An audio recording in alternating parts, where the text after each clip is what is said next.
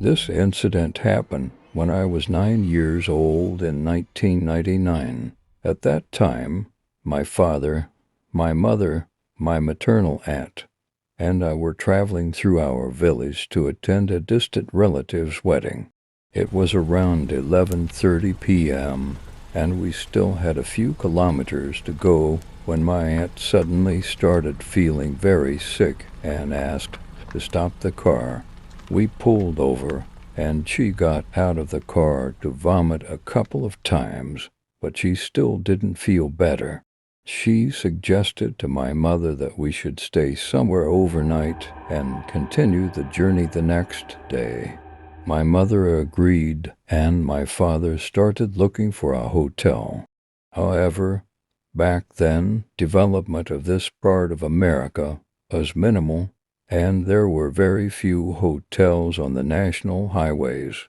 Eventually, we found a hotel that looked okay from the outside, but seemed quite dilapidated on the inside, almost like an old cemetery. There was no one at the reception when we arrived. My father called out, and after a while a man appeared, rubbing his eyes. He mentioned that they rarely had guests, and showed us a room on the 3rd floor. My mother felt something strange about the room as soon as we entered. She mentioned to my father that the room felt heavy, and she had an eerie feeling. Just then, we heard a noise at the window, as if someone was throwing small pebbles. My mother checked, but there was no one outside.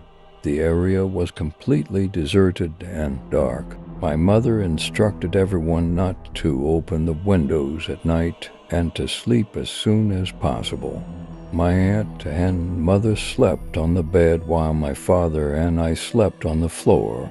Around 2 a.m., I woke up to see my mother standing on the bed.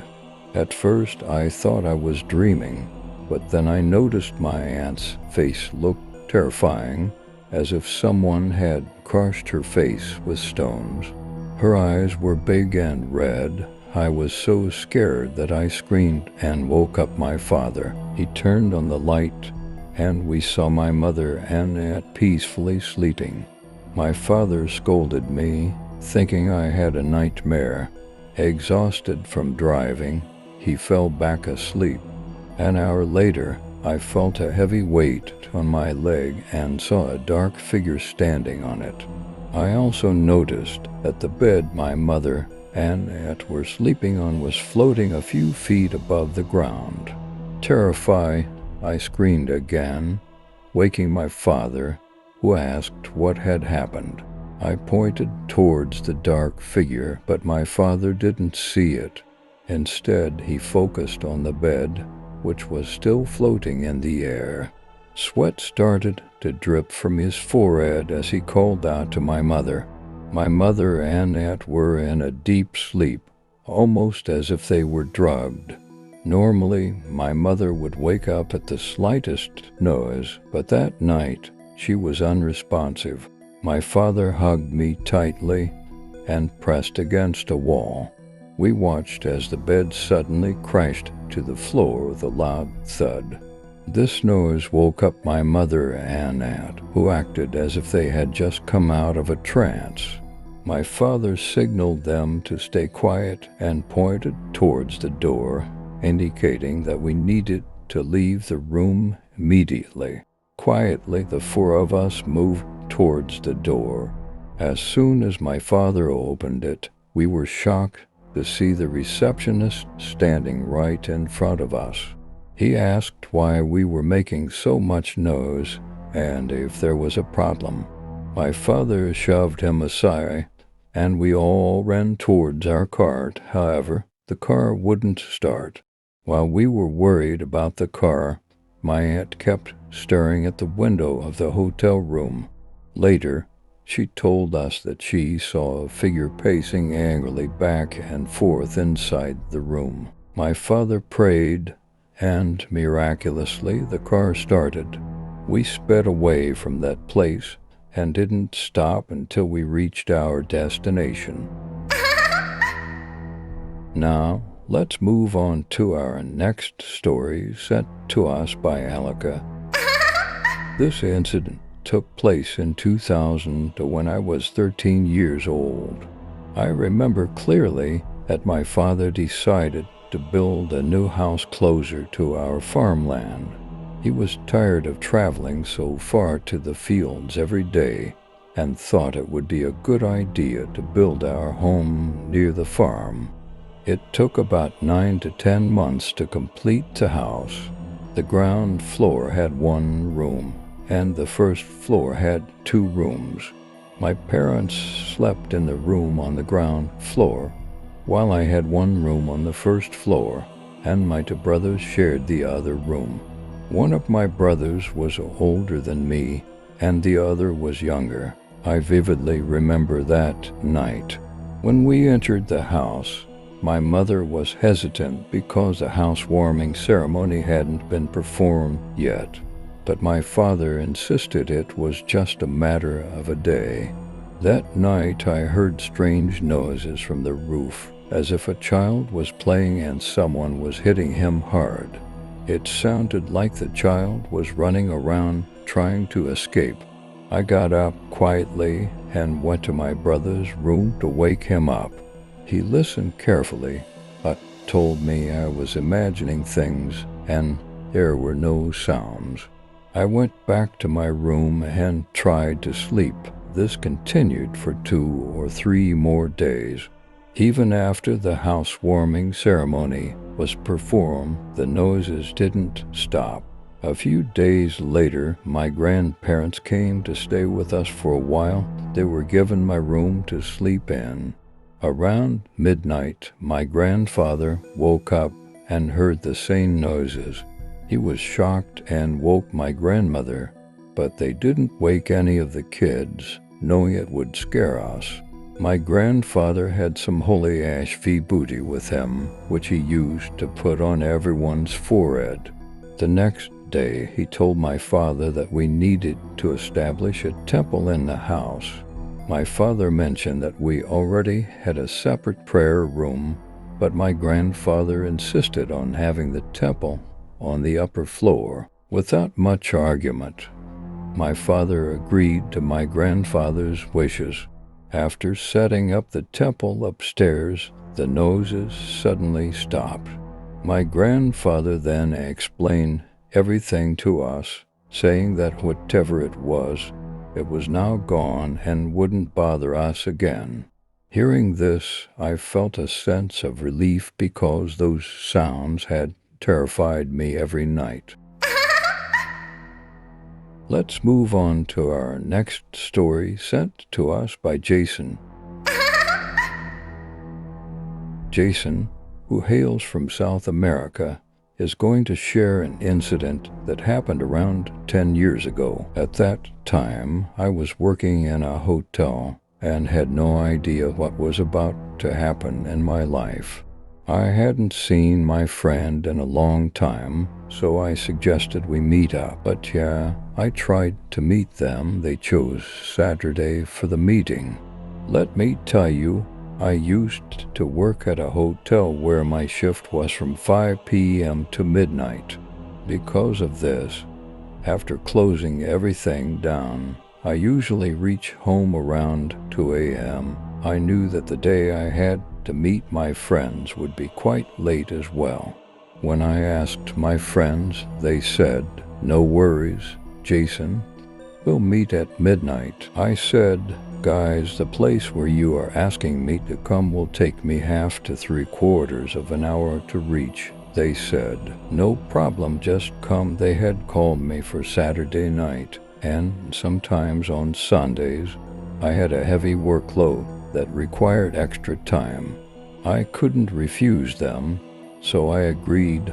All of them had a day off on Sundays, but for me, Sundays were busier. That Saturday night, it was around 12:45 a.m., and I left the hotel. After getting out, I saw a rickshaw driver and asked him to take me to that place. He said he could drop me halfway, but wouldn't go further because it would be difficult for him to return from there. I said, okay. He dropped me about 20 kilometers from my destination, and I asked him how I would get there from here. He suggested I get another rye, but it was difficult to find one so late. I stood there trying to find some transport, but no luck. I called my friend and told him where I was. One of my friends came to pick me up. After riding for about 5 to 7 kilometers, he said, "Jason, do you know why this place is called Suicide Point?" I asked why. He said, "Many people have taken their lives there." I asked him why they chose that place to meet, and he said, "Oh, it was Thomas's idea. He insisted we meet there. He likes to experience unusual things." I asked, "So who else is there?" He replied, "Besides Thomas, there are 2 more friends." Finally, we reached the place. I met everyone, and we had a few drinks. After a while, I asked Thomas why he chose Suicide Point for the meetup. He laughed and said, "I have been really stressed. I thought if my problems didn't go away, I would meet you guys and then commit suicide here." We all laughed it off. But just 2 minutes after saying this, Thomas started feeling as if someone was sitting on his shoulders and strangling him. He suddenly screamed and told us someone was choking him, asking us to help, but we couldn't see anyone. We wanted to help but didn't know how. We couldn't help Thomas. Despite our efforts, he felt incredibly heavy, as if he was being pinned down. The friend who had come to pick me up realized what was happening. He urged everyone to start chanting God's name loudly. As we did, Thomas suddenly returned to normal. We quickly helped him to his feet, got on our bikes, and sped away, leaving behind our bottles and cigarettes. Later, I asked my friend what had happened. He explained that many people had committed suicide at that spot, and their restless spirits lingered there. Knowing that only God could help us in such situations, we did what we had to do. After that incident, none of us ever went back to that place. Now, moving on to the next story, which involves a girl who found a mysterious object that made everything she said come true. This story is from a village called Woodstock, where a boy named Richard lived. About 100 years ago, there was a cemetery in that village, and many deaths had occurred around it. The cemetery was eventually closed off permanently. One day, Richard and his friends went to play near the cemetery. Richard needed to use the bathroom and told his friends he'd be back in 2 minutes. While relieving himself, he heard a voice saying, "Whatever you wish for will come true." Richard ignored it, thinking it was just his imagination, and headed back. On his way back, a locket suddenly fell from the sky in front of him, as if someone had thrown it. Richard looked around, but saw no one. He picked up the locket, which seemed very old, with strange inscriptions on it that he couldn't understand. Intrigued by the locket's appearance, he decided to keep it and wore it around his neck. As soon as he put it on, he heard the voice again, saying, "Now, whatever you wish for will come true." Richard was scared and asked the voice to reveal itself, but there was no response. Deciding not to tell anyone about the locket, he returned to his friends, pondering the strange encounter. Richard played near the cemetery with his friends until about 5 p.m. Then he suggested they head home to avoid getting in trouble with their parents for being late. On the way home, Richard thought it would be nice if his father didn't ask him to guard the fields that night. He even considered making up an excuse to avoid it. When he got home, his father unexpectedly told him not to go to the fields that night. Richard was amazed and thought, "Wow, God really listened to me." The next morning, as Richard was on his way somewhere, the bikers sped past him recklessly. He shouted at them, "Are you trying to get yourself killed?"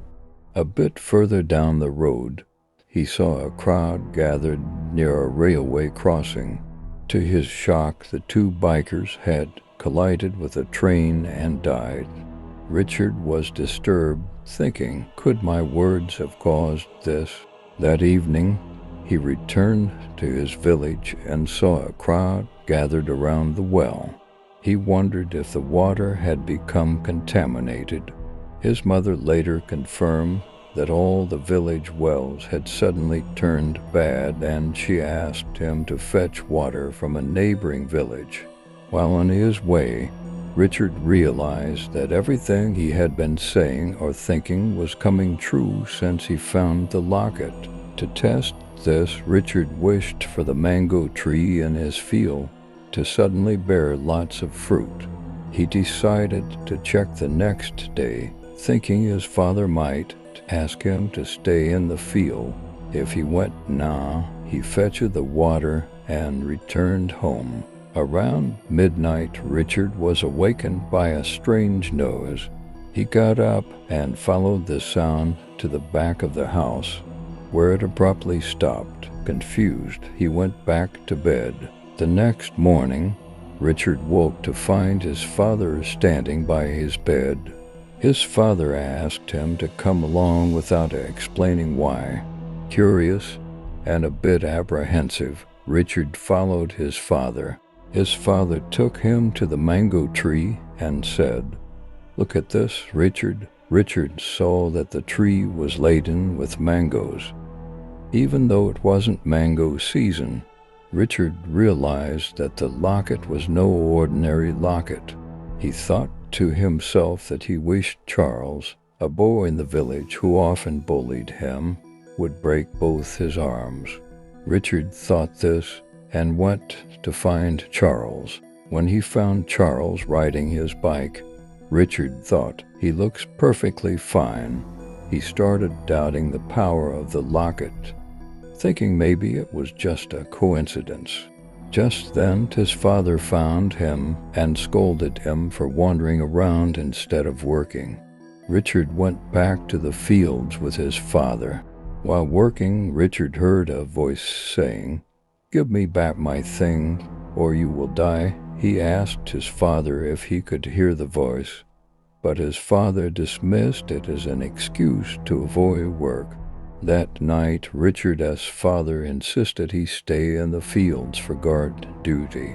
Dejected, Richard went home, only to be met by a friend who told him Charles had been in an accident and both his arms were broken. Shocked, Richard realized the locket's power was real.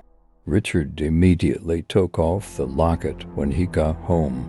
As soon as he removed it, a loud voice demanded, "Give me back my thing, or you will die." Terrified, Richard put the locket back on there, wondered who the voice belonged to.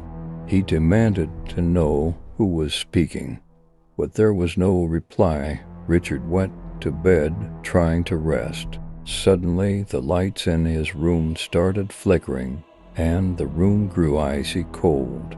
Richard heard a voice calling him. He turned to see a shadowy figure with glowing eyes standing by the window.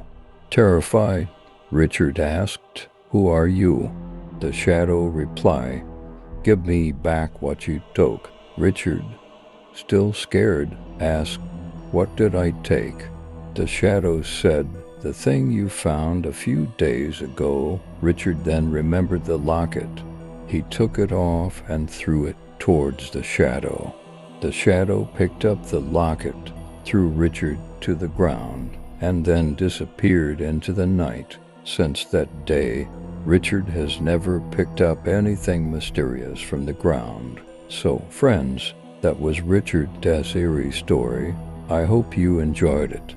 If you liked this story, let us know in the comments below.